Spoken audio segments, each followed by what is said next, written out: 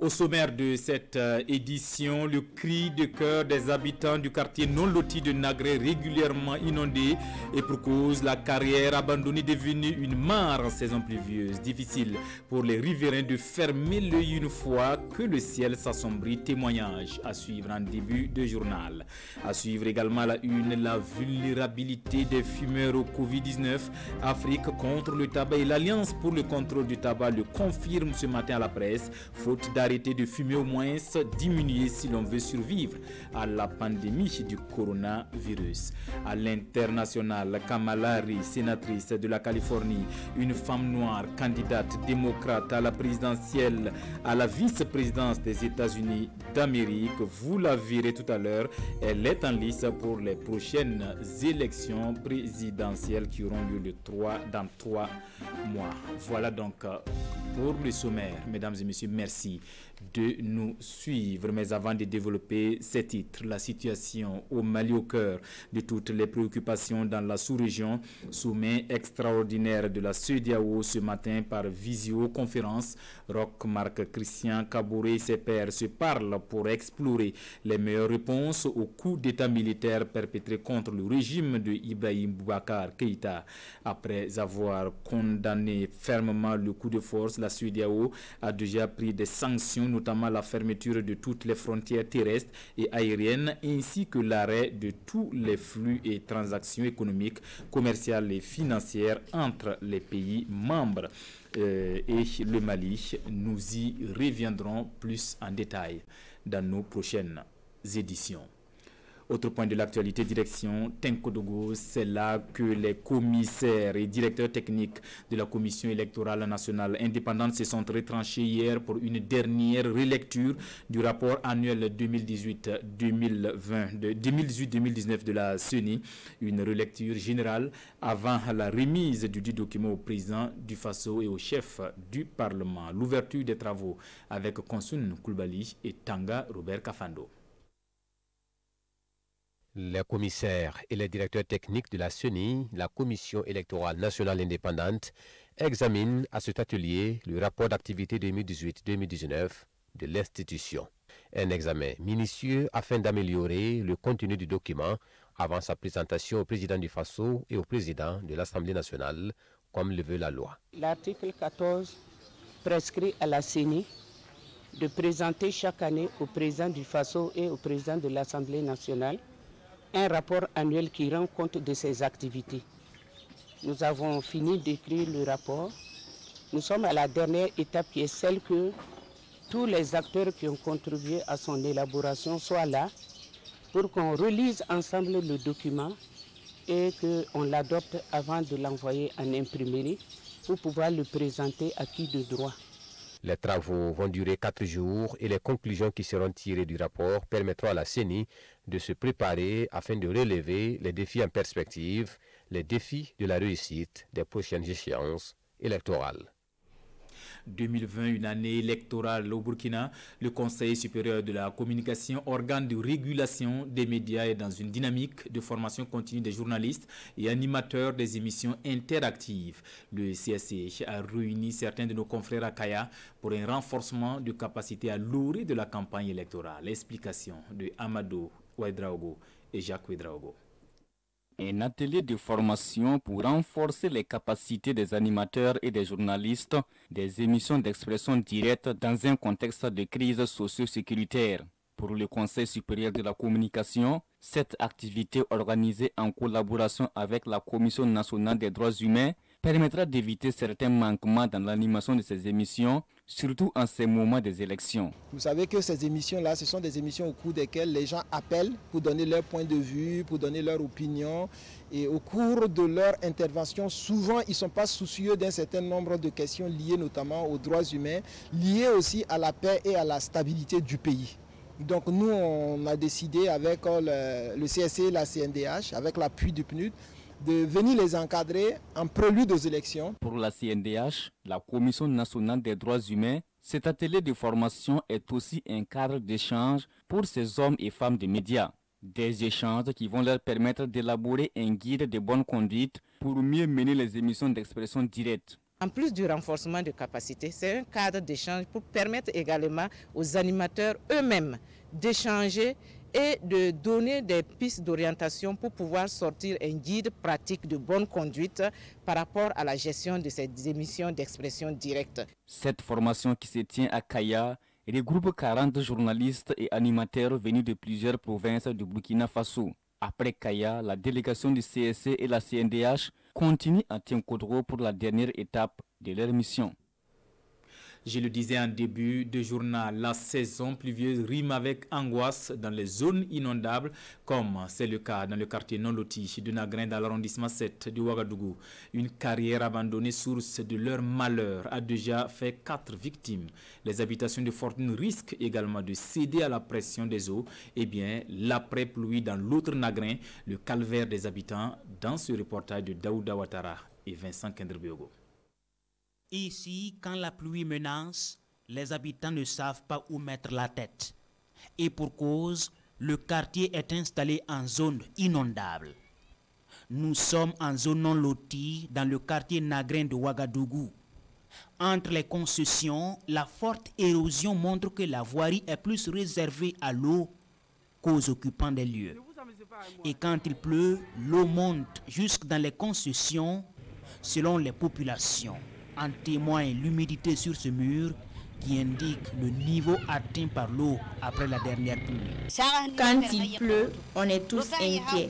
Les maisons sont toutes humides, on ne peut pas dormir. C'est vraiment un souci. Quand il pleut, l'eau entre dans les concessions.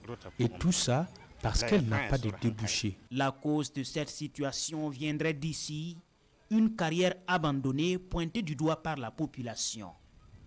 En temps de forte pluie, elle devient une mare qui déborde sur le quartier, provoquant ainsi de nombreux désagréments. La carrière, lorsqu'elle est pleine, elle se déverse dans nos concessions. Elle est source de noyades et 4 enfants en ont été victimes. Les odeurs nous fatiguent. Impuissants face à la situation, les riverains s'organisent individuellement ou en groupe avec les moyens de bord, comme ce pont d'infortune en construction, tout en interpellant leur maire d'arrondissement, l'arrondissement numéro 7 de Ouagadougou. En 2012, quand on arrivait sur les lieux, on ne parlait pas de carrière. Au jour d'aujourd'hui, nous ne savons pas si nous avons un maire ou pas. Cette voie était un gros trou. Ce sont mes frères et enfants qui ont cotisé pour le boucher avec de la terre. Chaque année, nous dépensons plus de 250 000 francs CFA pour ces réparations. Dans ce trou, il y a plus de 6 voyages de bennes de cailloux sauvages. Nous demandons aux autorités de nous aider. Ici, nous sommes au centre de 4 quartiers lotis. Nous leur demandons qu'ils nous apportent toutes sortes d'aides. Si ce sont des parcelles qu'ils vont nous donner, afin qu'on quitte la carrière, on rendra grâce à Dieu. La mairie de l'arrondissement numéro 7 interpellée, nous avons voulu recueillir une réaction de l'autorité locale. En vain. Quelle solution alors trouver à cette situation? La population en a trouvé une: transformer la carrière en dépotoir public. Et ce sont les ordures qui risquent maintenant d'inonder le quartier, en plus de l'eau. Et cette information qui ne va pas du tout plaire à certains riverains du fleuve Mouhoun. Ceux qui sont sur les berges sont priés de libérer les lieux avant fin février 2021. Le programme de développement intégré de la vallée de Samandini entre dans sa phase 2 avec l'aménagement en cours de 21 000 hectares, donc un besoin en eau. L'atelier du P10 sur la libération de la bande de servitude du fleuve Mouhoun s'est tenu hier à Bobo Dioulasso, Kassou Milogo, Siriki Milogo et Karim Sissé, compte rendu. 21 000 hectares, c'est la superficie que le programme de développement intégré de la vallée de Samandini, dans sa phase 2, entend aménager.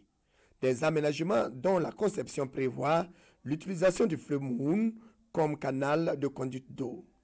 Seule difficulté, 96 km de la bande de servitude sont occupés par des riverains. Nous avons mené quand même une campagne d'information et de sensibilisation des assemblées villageoises dans 18 villages, sur les 96 km.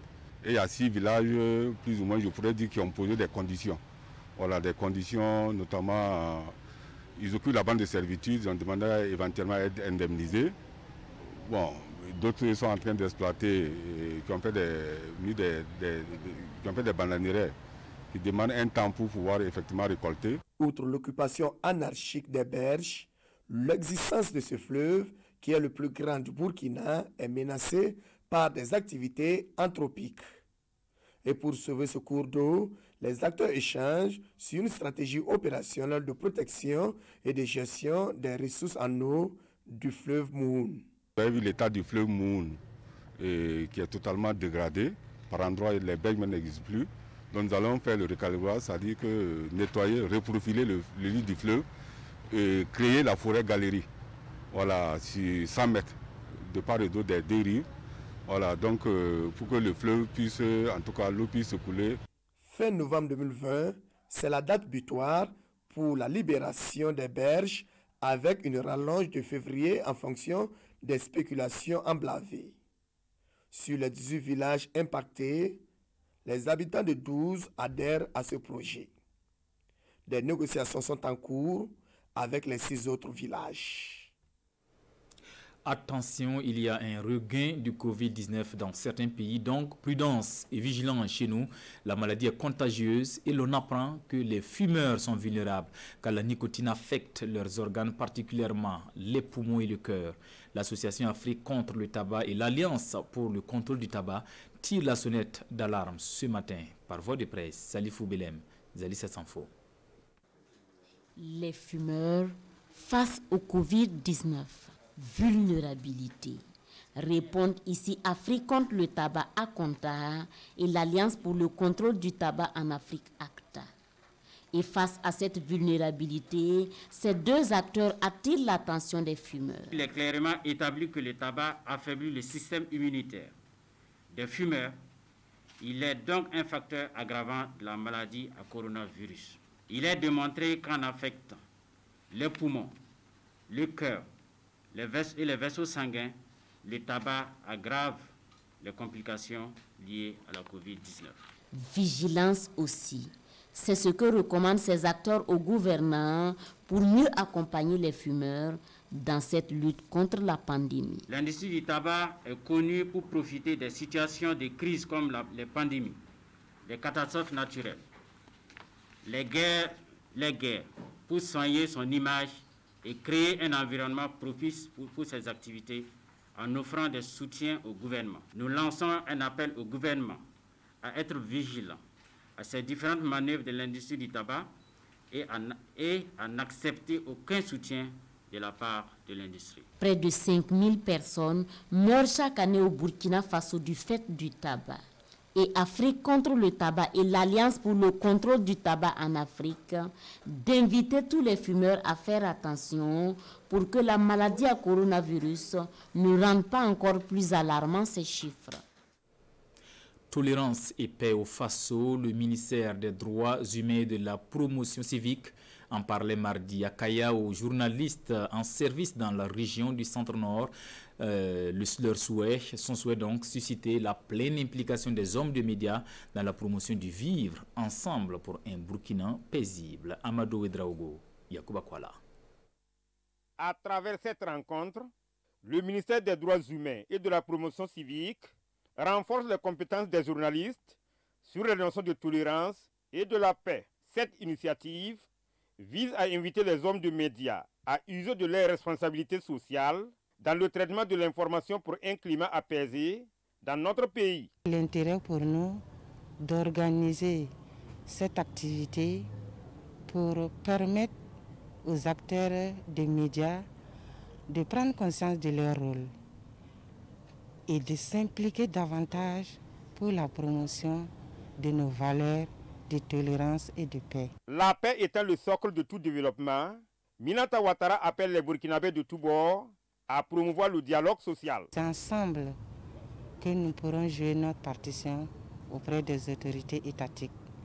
Donc, que chacun des Burkinabés cultive ses graines de paix et de tolérance autour de lui pour que notre pays puisse retrouver sa tranquillité d'antan. On prit part à cette rencontre les journalistes des provinces du BAM, du Namentenga et du Sanmatenga.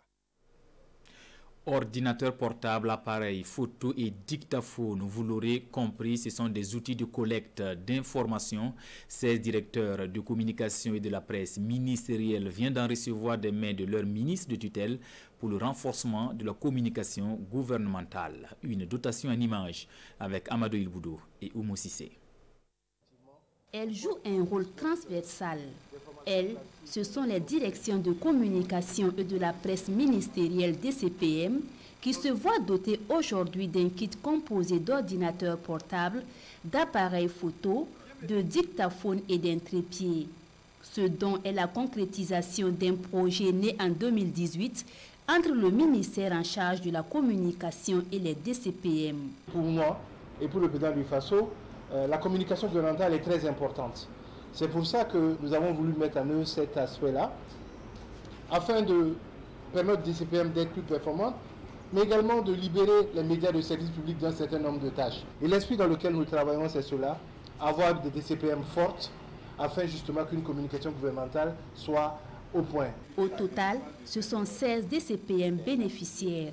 Un accompagnement dans l'accomplissement de leurs tâches quotidiennes. Nous avons énormément besoin du matériel de travail pour bien exécuter nos missions. Et ce matériel, il est symbolique, c'est vrai, mais c'est-à-dire que c'est une marque d'attention de l'autorité à notre égard. Pour le ministère en charge de la communication, ce geste est le début d'un processus qui va concerner toutes les DCPM. Elles verront aussi leur personnel renforcé, en croire Rémi Filgans d'Anchinou. À l'international, une femme noire candidate à la vice-présidence des États-Unis d'Amérique. Les démocrates ont foi à Kamala Harris, sénatrice de Californie, pour les prochaines élections. Suivant. J'accepte votre nomination pour la vice-présidence des États-Unis. La démocrate Kamala Harris est entrée dans l'histoire ce mercredi en devenant la première femme noire investie au poste de vice-présidente par un parti majeur. La colistière de Joe Biden pour la présidentielle du 3 novembre a appelé l'Amérique à vaincre Donald Trump. Aujourd'hui, nous avons un président qui transforme nos tragédies en armes politiques. Joe sera un président qui transformera nos défis en objectifs. Joe nous rassemblera pour construire une économie qui ne laisse personne derrière. Joe Biden et Kamala Harris ont reçu le soutien de l'ancien président des États-Unis, Barack Obama, qui en a profité pour tirer à boulet rouge sur Donald Trump. Depuis près de 4 ans maintenant, il n'a manifesté aucun intérêt pour son poste. Aucun intérêt à trouver un terrain d'entente. Aucun intérêt à utiliser les pouvoirs impressionnants de sa fonction pour aider qui que ce soit d'autre que lui-même ou ses amis. Aucun intérêt à traiter la présidence comme autre chose qu'une émission de télé-réalité de plus qu'il peut utiliser pour obtenir l'attention dont il a besoin. Donald Trump ne s'est pas montré à la hauteur de ses fonctions parce qu'il ne le peut pas. Et les conséquences de cet échec sont graves. L'ancien président a appelé les électeurs américains à se mobiliser en masse le 3 novembre. En cas de victoire des démocrates, Kamala Harris deviendrait la première femme à accéder à la vice-présidence. On referme cette édition avec la revue de presse à lire à la une des quotidiens. L'histoire qui se répète avec la série noire de coup d'État au Mali. Le 4e vient de se produire. Revue de presse signée Vincent Kenderbiogo. Coup d'État et de 4 pour le Mali, clame le journal Le Pays qui égrène le chapelet de putsch dans ce pays. De Modibo Keïta en 68 à Ibeka, en passant par Moussa Traoré et Amadou Toumani Touré. Le problème du Mali, les Maliens eux-mêmes, selon le journal, eux qui ne croient pas à la démocratie, puisque leur tradition veut que le président arrive par les urnes et reparte chassé par la rue, exception faite à Alpha Oumar Konaré. L'armée, la solution, pas vraiment, car comptable elle aussi de l'insuffisance des résultats dans la sécurisation du pays, corrompu en plus, avec 9 généraux qui figurent sur la liste des milliardaires maliens selon un récent rapport. Une armée dont les faits d'armes se résument au renversement des régimes successifs, accuse le journal peu tendre. Pour Sidoya, les démocrates croisent maintenant les doigts pour conjurer le 5e putsch. L'intrusion de l'armée signifie l'échec cuisant de la classe politique à mettre en priorité les intérêts de ces milliers de sans-voix. Les Maliens qui récusent toute intervention étrangère ont aujourd'hui besoin de solidarité, conclut Sidoya. Une série de coups d'État qui ne se produit qu'un jour de mardi, avis de aujourd'hui au Faso aux superstitieux. Alors, colonel président, on fait quoi maintenant? Question du journal au nouvel homme fort du Mali, Assimi Goïta. On n'est pas loin d'une transition cornaquée par des civils et dont la réalité du pouvoir se trouve entre les mains de militaires, quitte à ce que colonel Goïta ne se trouve pas un homme providentiel après quelque temps passé sous les lambris dorés. Vous avez dit transition, les terroristes ne savent pas ce que ça veut dire, prévient l'observateur Palga.